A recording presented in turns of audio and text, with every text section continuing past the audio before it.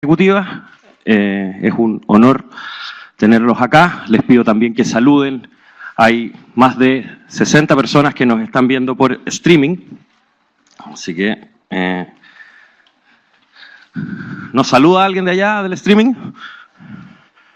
Desde Francia, ya. Bonjour. Todos recibieron un papelito en la entrada al finalizar el seminario. Vamos a hacer un sorteo de una beca para el curso de Dirección de Empresas que inicia el próximo 25 de septiembre acá en clase ejecutiva. Bueno, les cuento un poco de Julio. Julio es PhD en Ingeniería de Sistemas y además Master en Science en Tecnología y Políticas Públicas del MIT. Además es ingeniero civil de industrias de la Pontificia Universidad Católica de Chile.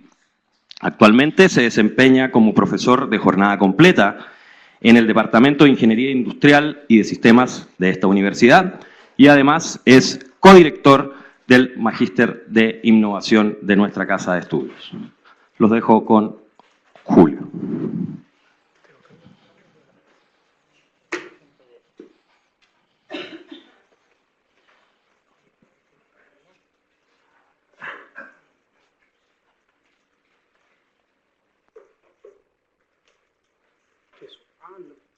No, vamos al tiro de la presentación.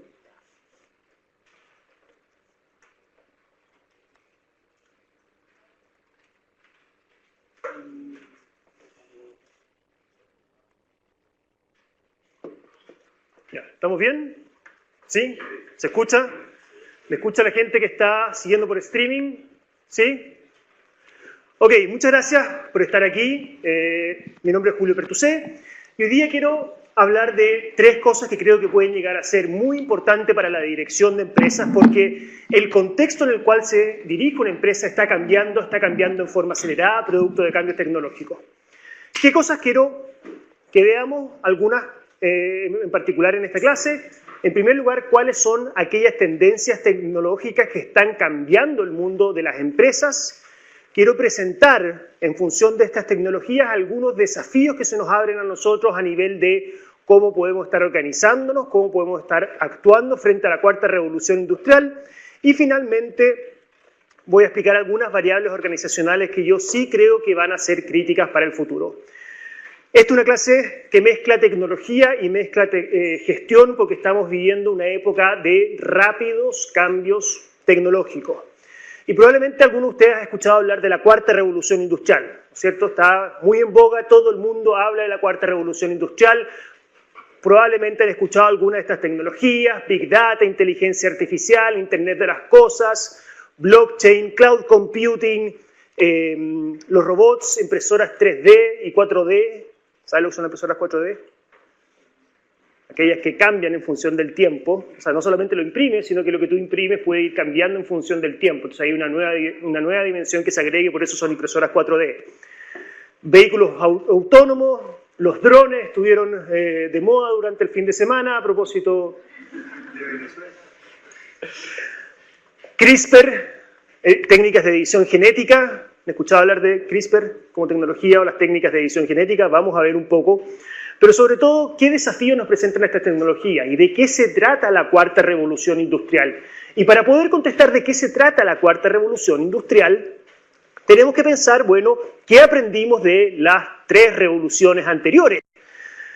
¿Cuáles son las últimas? Estamos hablando de la cuarta revolución industrial. La primera revolución industrial fue a principios del 1750 aproximadamente, aquella habilitada por la invención de la máquina a vapor o también la utilización del agua como mecanismo para poder generar energía en las fábricas. La segunda revolución industrial, a principios del 1900, fue la electrificación y la invención del motor de combustión interna. Eso también produjo un salto a nivel de la productividad. La tercera revolución industrial fue a mediados de los años 70, cuando empezó a digitalizarse los procesos organizacionales. Y por último estamos entrando ahora en la cuarta revolución industrial, que son de sistemas cibertecnológicos, ciberhumanos, donde ya no solamente la mediación de la economía o de los labores dentro de una organización ocurre entre humanos, sino que también hay componentes que pueden ser cosas tan básicas como un asistente digital que muchos de ustedes pueden llegar a tener en sus celulares, a cosas más avanzadas, máquinas comunicándose entre ellas mismas sin necesariamente mediar la intervención de un humano. Pero quiero que volvamos un poco en el tiempo y analicemos los cambios de la primera revolución industrial. Lo que ustedes pueden ver en pantalla es una representación de una fábrica antigua, muy probablemente una fábrica textil. Se utilizaba, en este caso, el agua para poder mover ciertos engranajes, y lo interesante es que estos engranajes eran transmitidos por medios mecánicos. Estamos hablando de que esta rueda movía estos engranajes movía este otro, y eso implicaba que la función de producción o cómo se organizaba una fábrica tenía relación o estaba restringido a los requerimientos energéticos que necesitaban los distintos procesos productivos. Si yo veo esta fábrica, yo sé inmediatamente que esta máquina de acá va a consumir más energía que la que sigue y que la que sigue y la que sigue, y de esa forma yo iba organizando mi proceso productivo. Los procesos más demandantes en energía estaban cerca de la fuente de poder. La revolución industrial fue un cambio en la productividad. No fue solamente un cambio a nivel de la tecnología, sino que cómo esa tecnología nos posibilitó formas de organizarnos de manera radicalmente distinta. Hasta antes de la revolución industrial, toda la producción ocurría en casas. No había división del trabajo.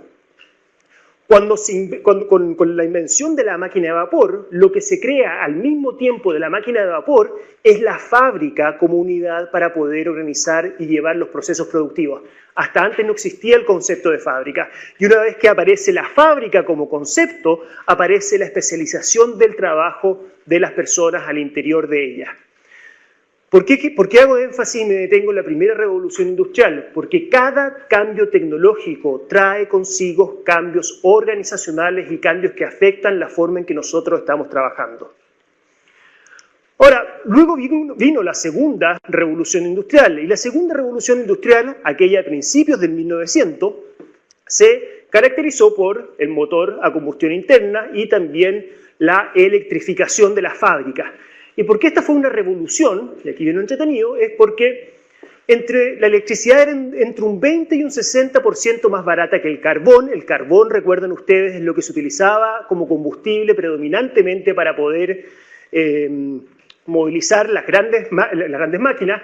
Si ustedes a principios del 1900 hubiesen entrado a cualquier fábrica, ustedes hubiesen visto que probablemente en el sótano de esa fábrica estaba la sala de máquinas, y dentro de la sala de máquinas ustedes pueden haber visto una gran máquina como esta que movía, que funcionaba en base a carbón.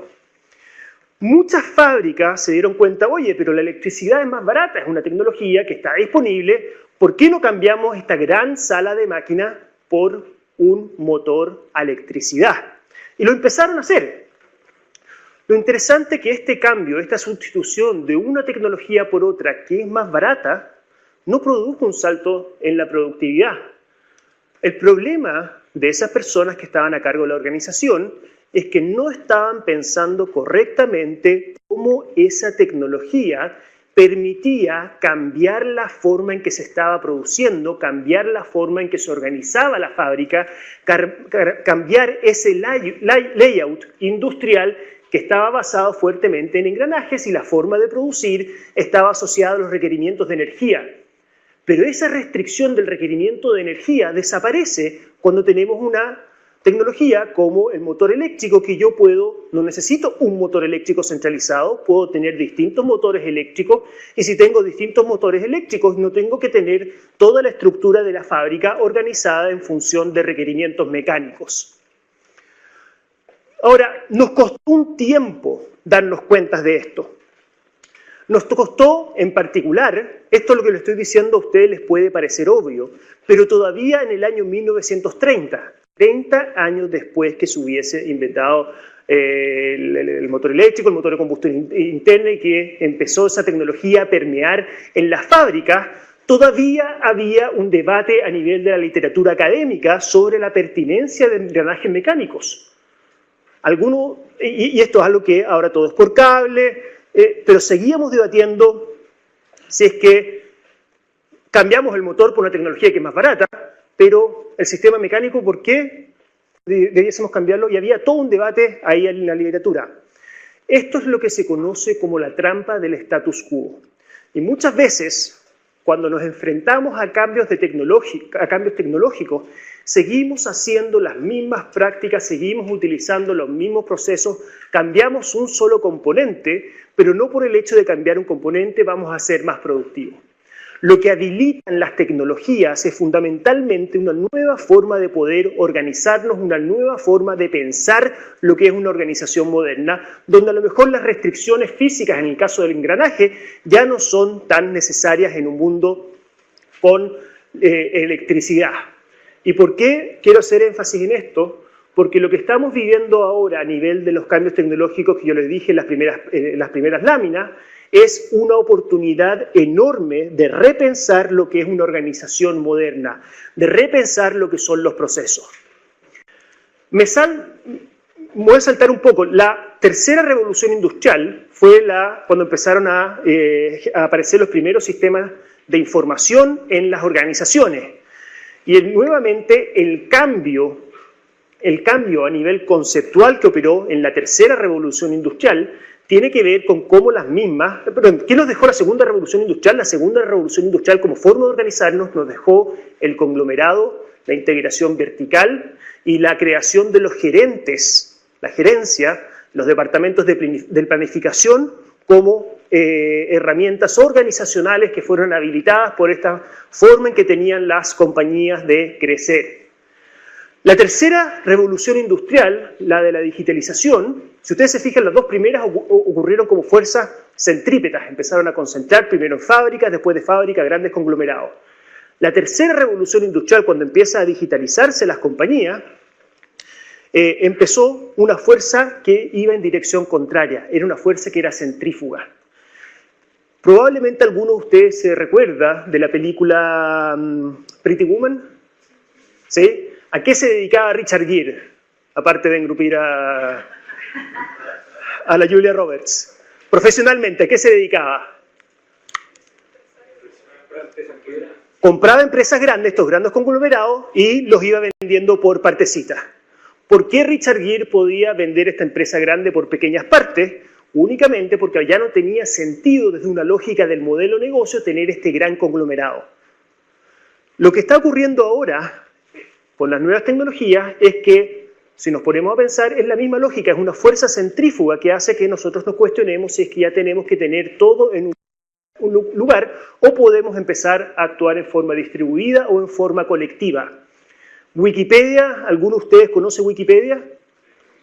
Es una organización, pero es una red virtual que no tiene mayor afiliación entre los que están editando el contenido o no, y fue capaz de destronar a una empresa tan grande y prestigiosa como la Enciclopedia Británica después de 250 años de reinado indiscutido para poder mantener la información. Y la lógica organizacional de Wikipedia es absolutamente distribuida, absolutamente en red. Eso es lo que habilita las nuevas tecnologías. ¿Cuál es el primer mensaje que les quiero dejar? La cuarta revolución industrial no es sobre la tecnología, sino es cómo esta tecnología nos habilita nuevas formas de organizarnos, nuevas formas de colaborar y nuevos modelos de negocio. El desafío que ustedes tienen guiando empresas, el desafío que tienen las organizaciones modernas es entender cómo estos cambios tecnológicos me habilitan para crear un nuevo futuro. Voy a hablar ahora un poquito más en detalle de las tendencias que están guiando esta cuarta revolución industrial y cuál puede llegar a ser el impacto en las organizaciones. En primer lugar, la primera tendencia es que la velocidad de procesamiento ha ido avanzando. Ustedes probablemente han escuchado hablar de la ley de Moore. ¿Les suena la ley de Moore? Moore fue uno de los creadores de una empresa que se llama Intel. ¿Conocen la empresa Intel? Con una I, no con una E. Intel probablemente está en todos los procesadores de los computadores que ustedes tienen. Y él predijo ya desde los años 70, se empezó a dar cuenta de un cierto patrón. Cada año y medio la cantidad de transistores que caben en un chip se va duplicando y su precio decae a la mitad. Si ustedes piensan y ven la evolución de cómo han sido los distintos transistores aquí en la progresión mecánica, podemos ver que esa regla se ha ido cumpliendo y eso ha permitido que cada año y medio podamos tener saltos a nivel de la cantidad de datos que somos capaces de procesar. Primera tendencia. La segunda tendencia tiene que ver con los mismos costos que han ido a la baja. Estos son los costos, ustedes pueden ver cómo ha ido disminuyendo los costos de los transistores en el tiempo y eso hace que esa tecnología sea cada vez más asequible y se pueda empezar a masificar. Segunda tendencia, ha habido también un aumento en la conectividad y no estoy hablando solamente de las redes sociales, de los datos que estamos generando nosotros día a día. Si ustedes se ponen a pensar lo que ustedes llevan en su bolsillo o en sus carteras, llamado celular, no es otra cosa que un dispositivo que emite información. A través de su celular podemos ver patrones de desplazamiento. A través de su celular, si ustedes, por ejemplo, algunos de ustedes tienen un reloj inteligente, podemos no solamente ver su desplazamiento, sino que cuántas calorías está quemando, cómo están sus palpitaciones, en fin. Cuando ustedes están escribiendo en alguna red social o van en el metro, podemos saber en qué momento se escribió el mensaje del WhatsApp para comunicar que estaban llegando atrasados a la clase o lo que sea. Toda esa información nosotros estamos generando cada vez más datos. Y esos datos están siendo habilitados por un aumento también en la conectividad que nosotros tenemos. Probablemente alguno de ustedes haya cambiado recientemente algún televisor, llegó a su casa, lo montó en la mesa o en la cómoda, o lo que sea, lo enchufó y lo primero que le dijo el televisor es: dame tu contraseña del Wi-Fi. ¿Por qué? Las mismas tecnologías se están conectando entre sí. Esta es la cuarta tendencia que se llama el Internet de las Cosas, Internet of Things, y vemos cómo la cantidad de tecnologías que ya empiezan a conversar sin que nosotros nos demos cuenta es cada vez mayor. Esta cantidad de datos que se están generando están habilitando a una revolución analítica sin precedente, que es lo que se conoce como Big Data. Mientras más datos yo tengo, yo puedo tratar de mejorar los modelamientos, predicciones que yo puedo empezar a generar dentro de una compañía. O sea, todos los modelos que nosotros generamos siempre van a estar malos, pero mientras más datos tenemos, podemos ir mejorando los algoritmos, mejorando la precisión de esos algoritmos. Y cada vez es más fácil almacenar todo este gran volumen de datos en la nube. ¿Por qué la nube como tecnología también es importante? Porque ya no tengo que ni siquiera ser dueño de la infraestructura para poder tener o habilitar nuevos tipos de procesos, sino que yo puedo hacer una compra de la tecnología que está en la nube y puedo pagarla a medida que yo voy. Cloud Computing habilita que democratiza un poco el acceso a estas tecnologías, las hace más asequibles, las hace más baratas y las hace que cualquier persona pueda empezar a manipular grandes volúmenes de datos. Y si yo tengo más datos y me doy cuenta que mis modelos no están funcionando, esto me abre una oportunidad enorme para poder ir mejorando mis algoritmos. Y esa es la séptima tendencia que está pasando ahora. Conectividad, generación de datos, capacidad de procesamiento, almacenamiento en la nube, mejora de los algoritmos. Y los algoritmos están haciendo ahora que las mismas máquinas puedan empezar a aprender e incluso puedan aprender por ellas mismas. Cuando estamos hablando de deep learning, estamos hablando de algoritmos que se van entrenando sobre estos grandes volúmenes de datos y se van haciendo cada vez más perfectibles. Y esta revolución está impactando a su vez distintas áreas del saber. Esto no es solamente de las empresas tecnológicas, sino cómo la digitalización empieza a permear distintas áreas. ¿Se acuerdan que les mostré hace algunas diapositivas la ley de Moore? Y que iba avanzando en forma rápida. Si yo comparo la ley de Moore con lo que está sucediendo ahora a nivel de los costos de procesar el genoma humano, aquí hay un cambio en la trayectoria tecnológica y aquí está viendo otro cambio. ¿Qué significa que nosotros podamos secuenciar el genoma humano o cualquier tipo de genoma en forma muy barata, significa que lo que está en ciernes es una revolución a nivel de la biotecnología, también sin precedentes, porque ahora podemos empezar a editar genes. Y de eso se trata ciertas tecnologías como CRISPR. No es que yo esté creando Frankenstein mezclando genes de distintas especies, sino lo que yo puedo empezar a hacer es acelerar la misma evolución genética. Piensen en la agricultura, para poder ir mejorando una variedad vegetal, yo tengo que tener el árbol, lo cruzo con este otro árbol, veo qué fruta me está saliendo y esa fruta, si es que es mejor, la cruzo con otra fruta. Y durante cientos de años nosotros como humanidad hemos ido mejorando de esa forma las frutas, verduras, los productos biológicos que nosotros consumimos. Ese proceso evolutivo ahora yo lo puedo llevar a un computador, seleccionar cuáles son los genes que yo quiero activar o no de la misma planta y en función de eso crear nuevas especies. Ya somos, por ejemplo, capaces de producir carne en laboratorios. Piensen lo que puede llegar a ser este tipo de tecnologías para industrias tradicionales como puede llegar a ser la agricultura. Siempre Chile ha pensado ser un país, una potencia agroalimentaria. Esa potencia agroalimentaria ahora tiene a su disposición nuevas tecnologías que pudiesen incluso acelerar ese proceso de convertirnos en potencia. Hace aproximadamente un mes, el USDA, que es el Departamento de Agricultura de Estados Unidos, dijo que las técnicas de edición genómica estaban permitidas para poder ir mejorando las frutas y plantas vegetales que se consumen en Estados Unidos. O sea, ustedes no se van a dar ni cuenta, nadie se va a dar ni cuenta si es que esa manzana que ustedes están consumiendo, que ahora es capaz de recibir menos pesticidas, tolerar mejor la sequía, se hace más resistente a los insectos, tiene una textura mejor, un mejor sabor. Eso va a ser producto de cambios de adelantos que se están haciendo a nivel de la edición genética, y tal como existe, probablemente ustedes conocen las grandes compañías de Internet, los Apple, los Facebook, los Google, los Amazon.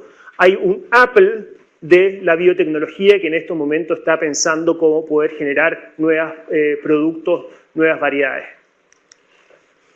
¿Cuál es el segundo mensaje que les quiero dejar? Estas tecnologías están dando origen a una revolución que es económica y también social. ¿Por qué digo que es social? Y esta foto me encanta para poder ilustrarlo. Estamos hablando de apenas unos 12 años, unos pocos años de diferencia, 7 años de diferencia, 2 hitos como son el nombramiento de un nuevo papa en la Plaza San Pedro, año 2005, estaban todos esperando que saliera humo blanco, y el año 2013, mire cómo todos nosotros estábamos esperando que saliera humo blanco. Piensen ustedes sus mismos comportamientos, cómo puede haber ido cambiando, como la influencia de las redes sociales, o a lo mejor también en sus hijos, en las costumbres que estamos adquiriendo. Y el concepto del Internet de las cosas también ofrece oportunidades para poder cambiar nuestro concepto de ciudad. Si todos nosotros tenemos sensores en los bolsillos, el celular, ¿por qué no podemos empezar a modificar los patrones de desplazamiento urbano en función de la información que estamos recibiendo en tiempo real? ¿Por qué no somos capaces de impactar a lo mejor lo que puede llegar a ser el urbanismo si tenemos más datos de cómo ha ido cambiando la ciudad? ¿Alguno de ustedes ha ocupado Google Street View? Esa herramienta que uno de repente se pone un mapita y uno es capaz de ver cómo ha ido cambiando la ciudad. Es súper útil cuando uno tiene que buscar una ubicación. Lo que es interesante es que los urbanistas están ocupando esa misma tecnología para poder ver cómo han ido cambiando los barrios y determinar qué tipo de factores pueden estar asociados a la plusvalía de un barrio, qué barrios se van valorizando, qué barrios van empeorando. Y la gracia de poder hacer eso es porque ahora se cuenta con información y es cosa de ir comparando cómo van cambiando las fotos de un año para otro, porque los mismos autitos que van grabando esto lo están haciendo todos los años. Más datos, mejores predicciones. Y también para empezar a cambiar nuestro concepto de hogar, el Internet de las cosas va a aumentar la conectividad entre nuestros distintos aparatos.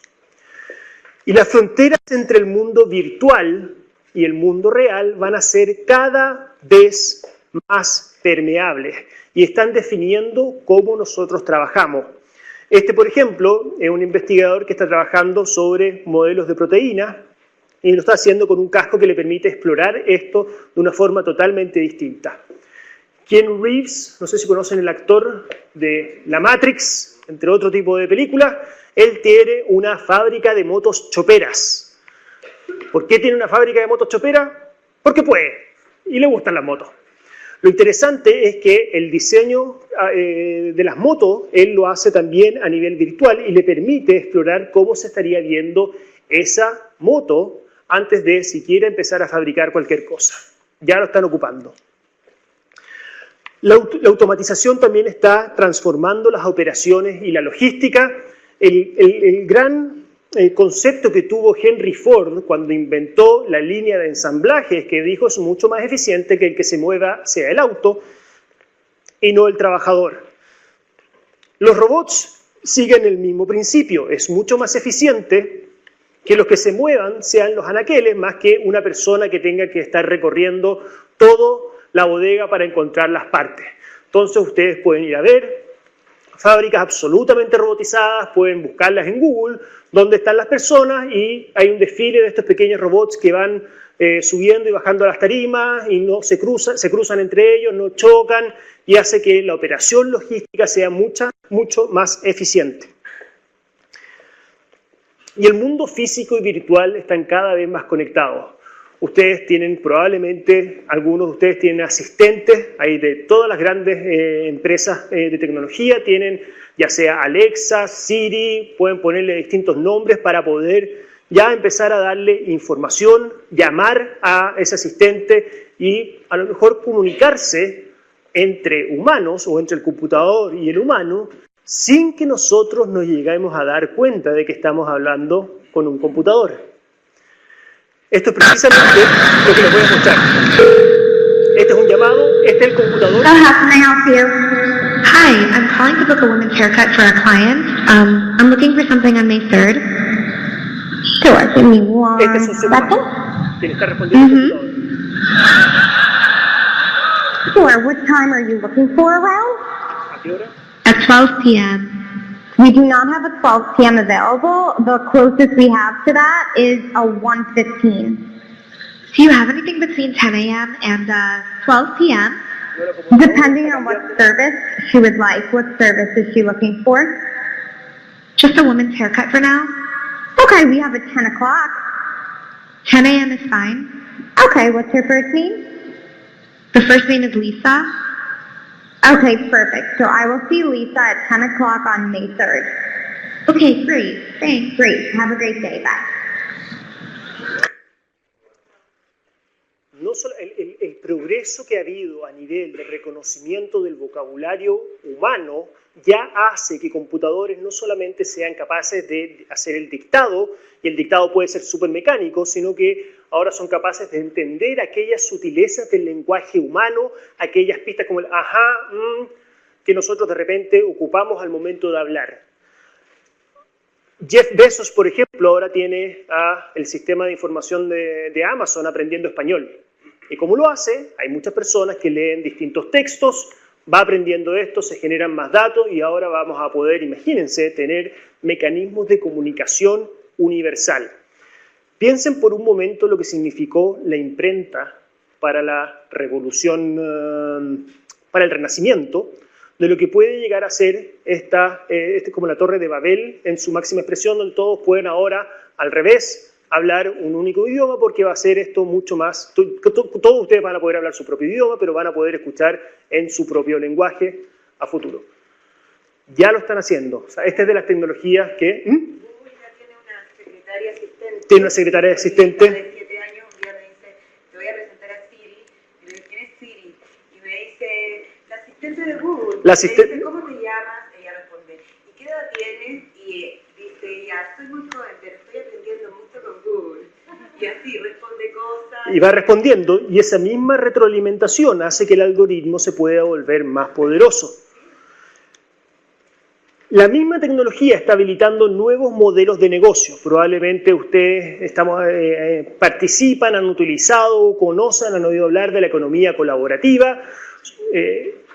Esto es bien loco porque Uber es una de las grandes empresas de transporte que no es dueña de ningún auto. Airbnb, una de las principales empresas que ofrece alojamiento y no es dueña de ningún bien inmueble. Alibaba, uno de los grandes retailers del mundo y no tiene nada de inventario.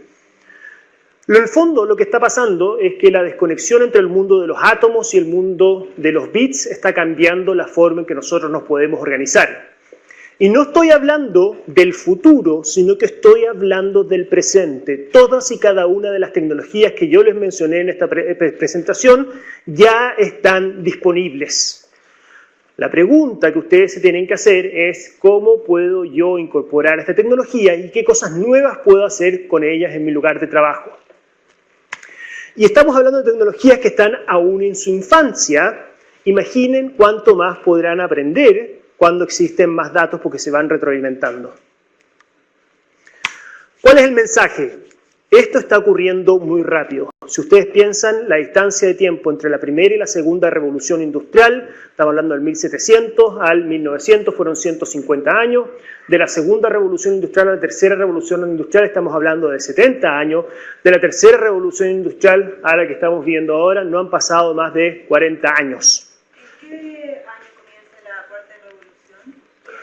No te podría dar una fecha exacta ni una tecnología precisa para poder determinar eso, son más o menos escalas variables, pero yo diría que a partir del año 2010 ya estamos entrando a una nueva revolución. ¿Cuáles son los desafíos de gestión que nos abre entonces este rápido cambio tecnológico? Y aquí hay muchas actividades humanas que van a ser automatizadas. Y cuando uno piensa en cambio tecnológico, inmediatamente se asusta porque dice que a lo mejor van a ser las personas que están haciendo una actividad sumamente rutinaria las que van a tener que aprender nuevos oficios o reconvertirse.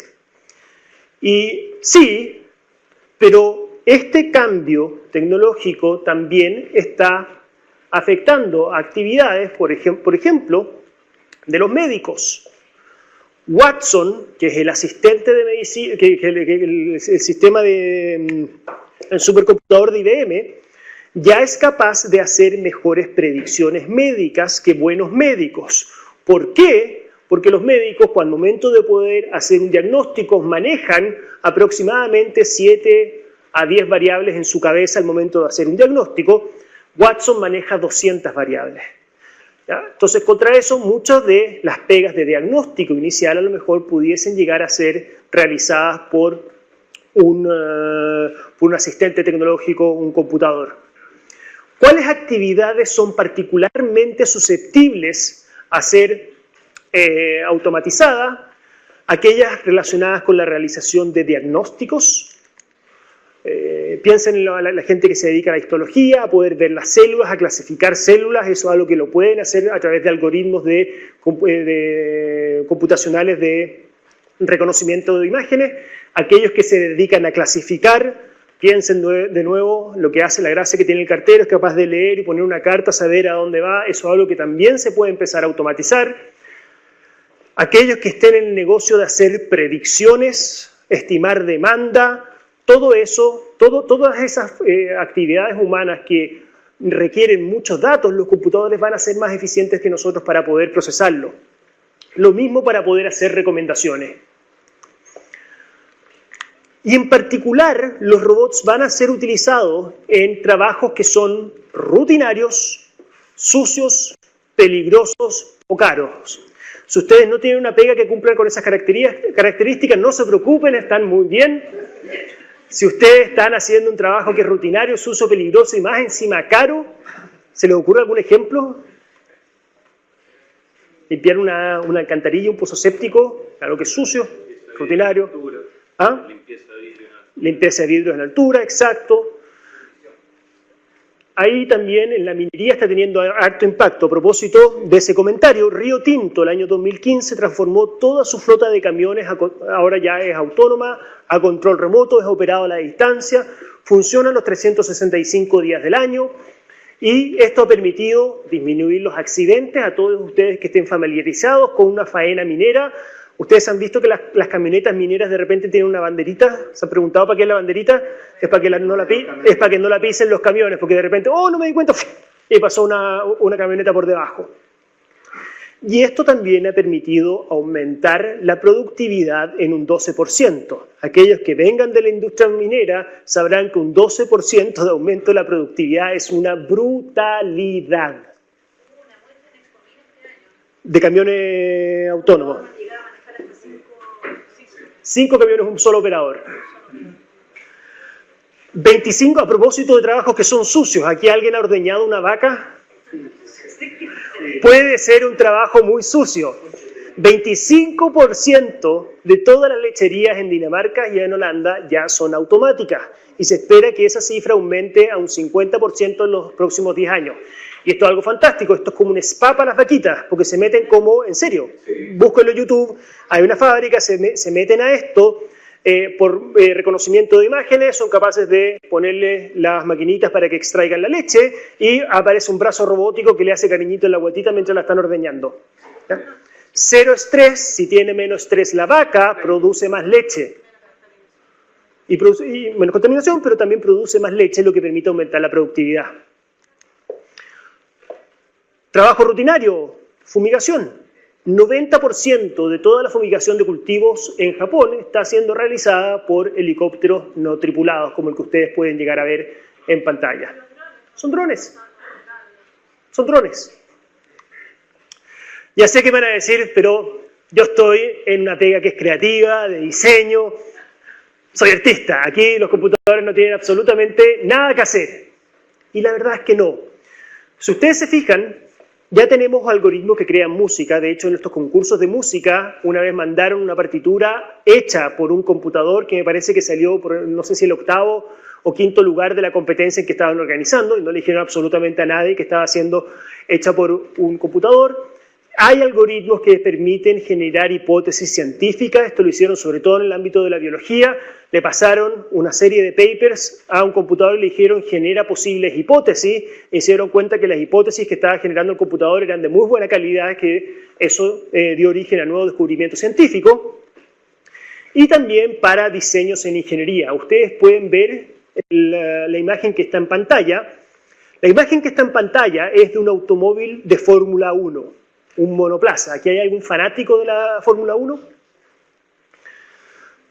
Tomaron un automóvil de Fórmula 1 y lo llenaron de sensores para poder ver las cargas a las cuales estaba sometido, la estructura del automóvil mientras hacía un circuito. Yo sé que hay gente fanática del automóvil, así que no se sienta ofendido lo que voy a decir, pero yo encuentro bien fome el automovilismo porque es como... Bueno, lo interesante de eso es que a través de esos sensores se puede generar muchos datos. Y con esos datos le dijeron al algoritmo, diseña tú una estructura en función de los siguientes puntos de presión que se estaban generando. ¿Qué cosas fue capaz de hacer el algoritmo que tiene mucha lógica y no lo habíamos pensado nunca? Diseñó un chasis de automóvil no simétrico. Y es obvio, porque si el auto está dando vueltas siempre en el mismo sentido, las cargas por la fuerza centrífuga van a estar concentradas en un lado. Este es el diseño que se hizo, que no es simétrico en un lado que en el otro lado. Segundo, ¿alguno de ustedes ha mirado cómo es la estructura de un hueso por dentro? Si ustedes se fijan acá, está optimizado, más o menos si ustedes rompen un hueso de pollo, pueden ver que no necesito que esto sea 100% sólido, sino que puedo yo tener distintos poros y distintas cavidades. ¿Por qué esto es importante? Porque mientras más liviano el auto, más rápido puedo ir a un menor costo de combustible. Pero el punto que quería hacer es que esto fue un diseño hecho por un computador, aparte de datos que se le estaban entregando a nivel del usuario. Una actividad que nosotros pudiésemos llegar a pensar que es absolutamente creativa y que, sin embargo, puede estar siendo afectada por cambios tecnológicos. Sí.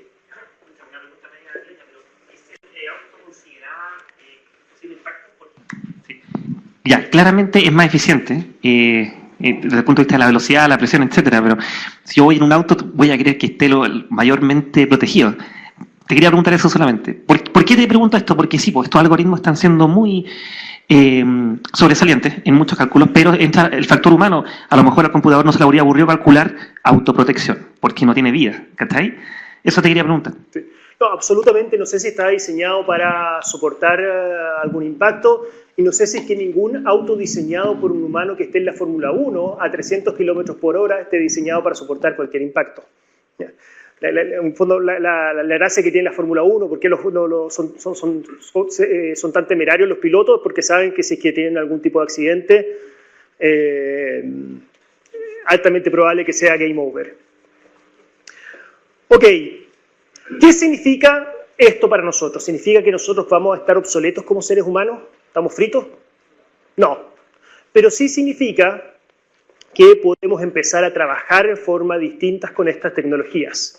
La mayoría de nosotros somos todavía mucho más diestros de lo que son la mayoría de los computadores, perdón, de los robots, y esto combinado con nuestros sentidos, nuestra capacidad de resolver problemas, nuestra empatía, hace que a futuro nosotros vayamos a tener que trabajar no en vez de los robots, pero con ellos para hacer otro tipo de labores. ¿Significa que por el hecho de un computador hacer mejores predicciones los médicos van a quedar obsoletos? No. Lo que sí significa que a lo mejor los médicos ahora van a contar con una mejor herramienta para poder hacer un diagnóstico.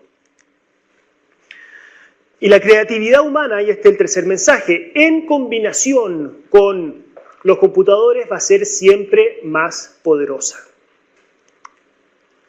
¿Para qué cosa van a ser siempre malos los robots pensando en una organización?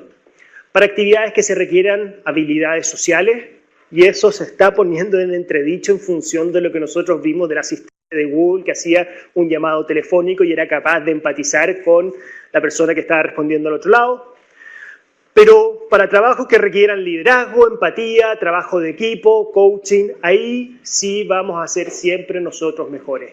En el fondo lo que nos está habilitando esta tecnología es volver a nuestra humanidad, es volver a lo que es nuestra esencia como ser humano. ¿Qué es lo que, a medida que esta tecnología vaya avanzando, las habilidades blandas entonces, pensando en un contexto organizacional, van a ser cada vez más importantes? Y si a estas habilidades blandas ustedes les suman habilidades cuantitativas, incluso mucho mejor. Para las empresas y la cuarta revolución industrial también va a poner desafíos. Y este rápido cambio tecnológico pondrá a varias industrias a prueba. Si ustedes se fijan en este gráfico, lo que muestra acá es la vida media que tienen las industrias del S&P 500, que es el índice que agrupa las 500 empresas más grandes de Estados Unidos. A principios de los años 60, el promedio de vida de las empresas era de 60 años. Actualmente, el promedio de vida de las empresas que están entre las 500 más grandes es de tan solo 20 años. Grandes marcas, ustedes probablemente escucharon hablar como Kodak, una tremenda empresa, ya no está en este índice. ¿Por qué? Porque fue sustituida por una tecnología que, dicho sea de paso, ellos mismos inventaron. Kodak inventó la fotografía digital. Ellos crearon el primer sensor. Sí. Profesor, ¿qué pasa, por ejemplo, con un caballero activo, independiente de 60, 70 Voy a repetirla. De 60, 70 años que tiene su propia empresa, un supermercado de restauración? ¿Cómo puede lidiar él con toda esta tecnología, siendo que él viene de otra generación? A los 60, 70 años es muy difícil que un caballero pueda aprender, trata de relacionarse. Sí, pero a ver, voy a tratar de sintetizar un poco la pregunta en vista del tiempo. ¿Qué podemos hacer con aquellas personas que de repente se puedan sentir amenazadas con esta tecnología? Y evidentemente ahí hay planes que puede llegar a hacer el gobierno, pero la misma tecnología habilita nuevas formas y nuevos usos que son más sencillos. O sea, mi papá, por ejemplo, es médico, yo estoy seguro que fue una de las últimas personas en Chile de dejar al lado su Viper. Pero cuando yo le decía, pero papá, si ya puedes recibir mensajes de texto, no es que me gusta el Viper, pero papá, el Viper te entrega solamente un número de teléfono, te permite transferir mayor información. No, es que me gusta el Viper. O sea, ya existía WhatsApp, estábamos mandando fotos En el chat familiar, mi papá seguía aferrado a su Viper. Le pasamos un celular, y mi papá, que era lo más retrógrado, mi papá tiene 70 años, inmediatamente dijo, oh, esto es bastante intuitivo, y empezó a ocupar, y ahora chatea, y manda fotos al grupo, y escribe, y felicita, y llama, con una tecnología que en sí es sumamente compleja, pero que el mismo diseño ha hecho que sea más habilitante. Volviendo al tema del cambio tecnológico, piensen cómo una tecnología para poder manejar logísticamente una serie de automóviles, como puede llegar a ser la tecnología que tienen las plataformas tipo Uber, también habilita que una persona que ya no tengo que tener la central de radiotaxi, puedo yo prestar ese servicio. La gran diferencia, o la visión un poquito más determinística de que esta tecnología nos va a dejar a todos obsoletos, si nosotros analizamos a lo largo de la historia de la humanidad, no se ha cumplido, porque la misma tecnología habilita la creación de nuevos usos, habilita la creación de nuevos negocios. Lo que sí yo podría decir es que el modelo de negocios actual de esa persona puede tener que cambiar. Y la pregunta y el desafío es cómo cambia en función de esa tecnología. Sí. Creo que está apagado el micrófono, ¿no es cierto? Ahí sí. Aló. Sí, siguiendo un poco tu hilación de idea, yo te voy a hacer el ejemplo de mi padre, que es abogado. Y él sí que le tocó comer la máquina esa que te sacaba musculatura a los dedos, después agarró la máquina de escribir eléctrica, y después cuando entró a la computación, por Dios que se fascinó porque ya no tenía que cambiar en una negociación colectiva 200 páginas, sino que solamente cambiaba la letra y podía imprimir todo. ¿A qué quiero llegar yo? Yo creo que el problema de adaptarse o no a las tecnologías va a depender de la misma humanidad. Es decir, si tú tienes la disponibilidad de cambiar, lo vas a poder lograr. Y esto también tiene que ver con el tema de correos electrónicos, internet y todo eso, que yo te puedo decir que también mi padre yo le tuve que enseñar y le dije, mira, la gracia de esto es que te equivocas y puedes volver todo para atrás y vas a volver a aprenderlo, entonces no te va a pasar nada. Que era el susto a equivocarse y la verdad que aquí no pasa nada. Era un poco lo que te quería explicar. El mejor anécdota, el abuelo de un amigo llegó, se compró el primer computador allá en los años 90 y dije, no te preocupes, ya sé cómo ocuparlo, imprimí todo el manual, puso Help en Windows y imprimió todo, tenía así un fajo, ahora me lo voy a estudiar todo.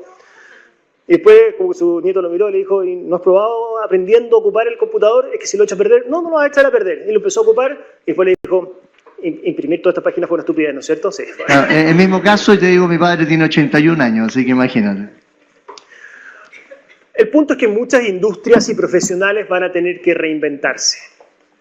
Falabella, por ejemplo, a propósito de lo que puede llegar a ser la llegada de Amazon o lo que está haciendo la llegada de AliExpress, que ya está en la cocina, está invirtiendo fuertemente en renovación de tecnología. Y estas disrupciones empiezan a ocurrir porque estamos cambiando de un mundo de átomos a una economía basada muchas veces en bits. Y la gracia que tiene la economía basada en bits, que es digital, es que yo puedo generar copias perfectas, instantáneas y gratis de distintos bienes, algo que no es posible hacer con bienes físicos. Y eso significa que aquellos bienes que no sean gratis, perfectos, instantáneos, van a estar en una desventaja. Las nuevas fuerzas que van a moldear el mundo de los negocios, si queremos pensar en lo que es la estrategia, van a ser los efectos de red. Si existen efectos de red, existen efectos de ser los primeros en llegar a ese mercado. Probablemente alguno de ustedes está en WhatsApp. Si yo les invitara a una nueva red social, a una nueva red para poder intercambiar mensajes y fotos a través del celular, ustedes me van a decir, ¿para qué si ya tengo WhatsApp? Eso significa que el primero que llegó a eso, a esa red, generó un efecto de red lo suficientemente poderoso como para poder bloquear la entrada de otros competidores. Efectos de red, economías basadas en plataformas. Las plataformas, la gracia que tiene es que se van retroalimentando en función de los usuarios. La plataforma no es una invención nueva. Si ustedes piensan un mercado, el Parque Arauco es una plataforma. Mientras más clientes tiene, atrae a más tiendas y mientras más tiendas llegan más clientes. Desde los albores de la humanidad hemos tenido el concepto de mercado como una plataforma. Ahora las plataformas pueden ser digitales y conectan a distintos usuarios. Al fondo hay una pregunta. Las plataformas están enfocadas principalmente en base a las necesidades y a las necesidades de las generaciones que van a circular. Todos nos acordamos de Fotolog, todos nos acordamos de algunos nostálgicos, tenemos el pelo más largo, uno que otro vemos en la audiencia. Murieron y dieron paso, digamos, a unas plataformas más evolucionadas. WhatsApp a lo mejor en 10 años no existe. A lo mejor Google sea otra cosa. Absolutamente hay distintos cambios de plataforma y esos cambios de plataforma ocurren porque hay cambios y discontinuidades a nivel de la tecnología. Si ustedes piensan lo que pasó con Blockbuster, con la irrupción de Netflix al principio, es que hubo un cambio en la plataforma, pasamos de VHS a los DVD. Y después de los DVD hubo un nuevo cambio de plataforma y pasamos a streaming. Cada una de esas discontinuidades abre oportunidades para que alguien se meta y si como empresa no empezamos a considerar ese tipo de consideraciones a nivel de la estrategia, vamos a estar en desventajas. Empresas basadas en redes están desafiando a empresas constituidas. El mejor ejemplo ustedes lo pueden ver en Wikipedia. ¿Qué nos va a hacer la tecnología? Esa es la pregunta más recurrente que nosotros nos hacemos. ¿Nos va a dejar sin pega? ¿Nos va a dejar sin podernos adaptar? ¿Va a afectar nuestra libertad? Yo creo que esa, sinceramente, no es la pregunta correcta. La pregunta no es qué nos va a hacer la tecnología. La tecnología es tan solo una herramienta. La pregunta es cómo podemos utilizar esta tecnología en forma distinta. No vean el mundo como determinístico, sino que vean cómo yo con esta tecnología puedo llegar a ser algo distinto. Y quizás el mejor ejemplo de eso fue Facebook.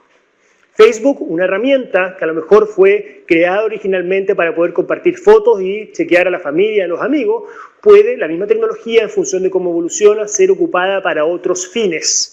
Si es que creemos que es lo que pasó en la última elección de Estados Unidos y las acusaciones que están creyendo sobre esa plataforma y Cambridge Analytica, es un uso totalmente distinto a una tecnología. La tecnología es una herramienta, los que les dan uso a esa tecnología somos los seres humanos. La pregunta, para ir un poco cerrando porque el tema de la hora, después encantado de poder contestarla. La pregunta que debemos hacernos, y ese es un poco el mensaje que estoy tratando de resumir en la clase, es qué queremos hacer con esta tecnología, qué nos habilita a poder hacer. Y esta es la última imagen que yo les muestro. Es absolutamente natural sentir ansiedad con los cambios tecnológicos, pero ya hemos tenido éxito antes. Si ustedes se fijan, la imagen de acá es de un diario del año 1928 que dice: la marcha de las máquinas nos va a dejar todos con nuestras manos ociosas. 1928. ¿Qué estaba pasando en 1928? Estábamos viviendo los coletazos de la segunda revolución industrial. Son desfases, pero estos desfases son temporales, de la misma forma como una tecnología destruye una forma existente, crea y habilita la creación de nuevas formas. Eso es lo que me gustaría que ustedes se llevaran. Esos son los desafíos que significa administrar un negocio y en particular una empresa en un periodo de rápido cambio tecnológico. Y feliz de poder contestar algunas preguntas si ustedes quieren. No sé cómo era el tiempo para la gente que nos ha estado acompañando en streaming. Encantado de contestar las preguntas si quieren un ratito más, pero si no, no tengo ningún problema en poder liberarlos y que vuelvan a sus lugares de trabajo. ¿Alguna pregunta? ¿Tú tenías una al micrófono para que puedan escuchar a la gente que nos sigue?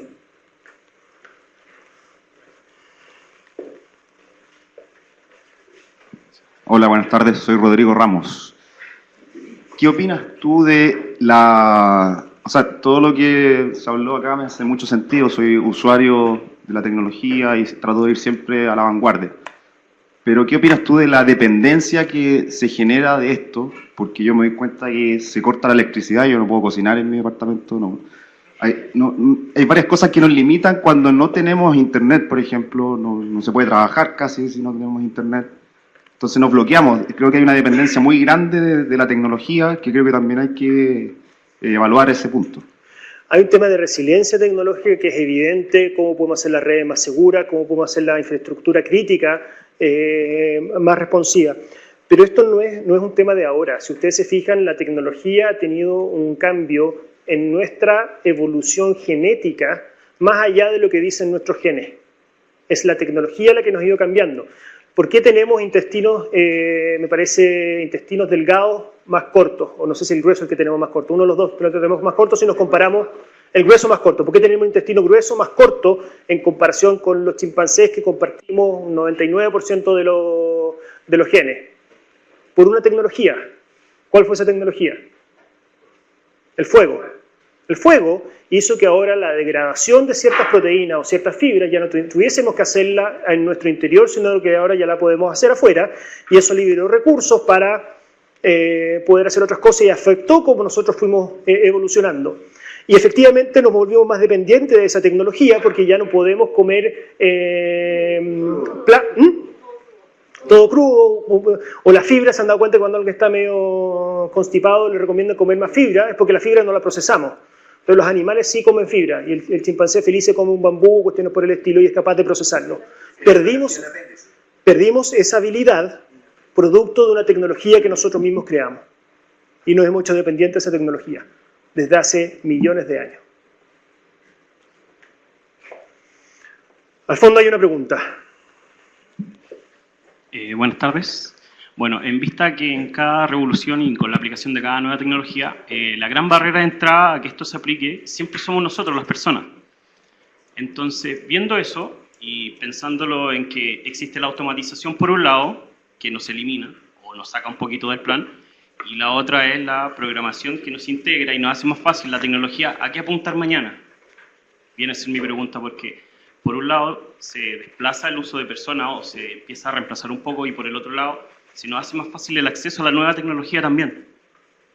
Y eso habilita que nosotros podamos crear cosas distintas. La primera persona que empezó a estudiar fuertemente el impacto de la tecnología se cumplieron este año 200 años de su nacimiento. Me refiero a Karl Marx. Karl Marx empezó a estudiar el impacto de la primera revolución industrial y dijo exactamente lo que muchas veces se dice: o no puede ser, es esta tecnología la que va a finalmente terminar generando dos grandes clases: los capitalistas, los dueños de los medios de producción, y los proletariados, dueños de sus hijos, dueños únicamente de su prole. Y el problema que tuvo Karl Marx, yo creo que ese análisis más o menos era adecuado en función de las trayectorias de tecnología. Lo que él fue incapaz de ver era cuál era el efecto del emprendedor dentro del ecosistema. Porque de la misma forma como se empezaron a automatizar procesos que antes ocurrían en la granja, eso habilitó a que se crearan nuevas fuentes y oportunidades de trabajo. Si entendemos esto como un sistema dinámico y no determinístico, y asumimos que los emprendedores siempre, nuestra creatividad humana y nuestra capacidad de asociarnos, y ese empuje que tenemos, vamos a poder ir dando origen a nuevas formas, nuevos negocios, nuevas formas de poder agruparnos y organizarnos. A lo largo de la historia de la humanidad, 3 revoluciones anteriores avalan que hemos sido capaces de no solamente cambiar los medios productivos, la forma de organizarnos, sino que crear nuevos y habilitar nuevos modelos de negocio. Y ahí está la clave de lo que te habilita la tecnología. No verla como una amenaza, sino que verla como una herramienta de transformación. Espero sinceramente que les haya gustado la clase, espero que se vayan con ideas frescas a sus lugares de trabajo, y he encantado. La gente de clase ejecutiva tiene que venir a hacer un sorteo, me parece, para lo que puede llegar a ser el curso que parte ahora. Bueno, le agradecemos a Julio. Un aplauso.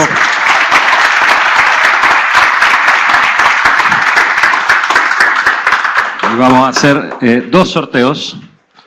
Uno para las personas que están en streaming y uno para ustedes que están acá presentes. Al tiro nomás. Primero, profesor. ¿Quién va a ser alumno? ¿Si tiramos uno al agua al principio? ¿Al agua o no? Número. Parte con 5. De los últimos, ¿no? 51. Felicitaciones. Adelante.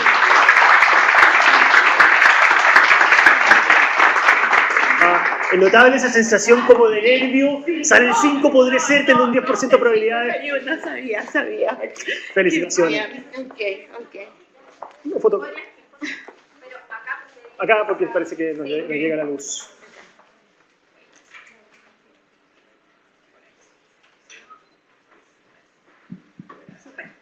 Oye, me encantó. Qué bueno. Gracias. Felicitaciones. Y ahora para el streaming. ¿Esto es streaming? Sí. Pero que no puedo hacer la gente de streaming, ahí está. No puedo ver su cara de reacción, nerviosa. A ver, tengo un número. Tengo que mandar una foto. Número 38. 38, Alejandro Daniel Palma Medina. Le damos un aplauso de felicitación a Alejandro. Bueno, nuevamente te agradecemos, Julio, y le agradecemos a ustedes su presencia. Muchas gracias por venir.